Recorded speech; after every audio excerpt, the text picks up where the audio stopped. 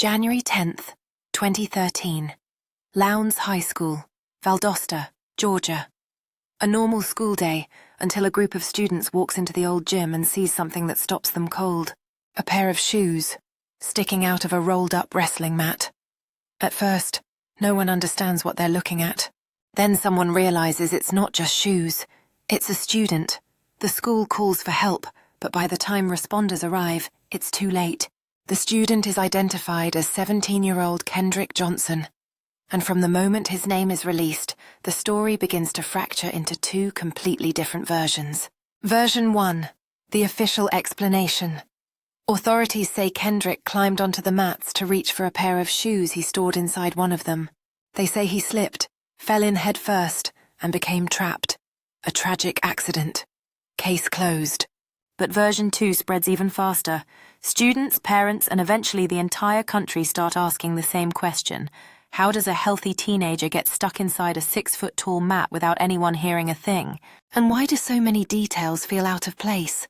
Investigators release surveillance footage from the gym, but almost immediately, people notice gaps.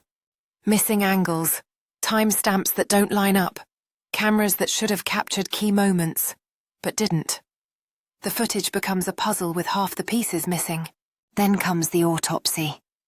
The first report supports the accidental explanation, but when Kendrick's family orders a second autopsy, the findings don't match. 2 reports, 2 conclusions, and a growing sense that something about this case refuses to stay simple. As the story spreads, the gym becomes more than a location. It becomes a symbol, a place where too many questions were left unanswered. Why were some of Kendrick's belongings found in different parts of the gym? Why did the timeline feel incomplete? Why did every explanation seem to open a new door instead of closing one? Federal investigators step in. They review evidence, interview students, and analyze the footage. After months of work, they announce they found no proof of foul play. The case is closed again, but the public isn't convinced. The questions haven't gone away.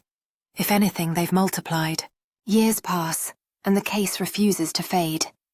Online communities dig through documents, maps, and timelines. Journalists revisit the footage frame by frame. Theories rise and fall, but the core mystery stays the same. What exactly happened inside that gym? And why does every version of the story feel incomplete?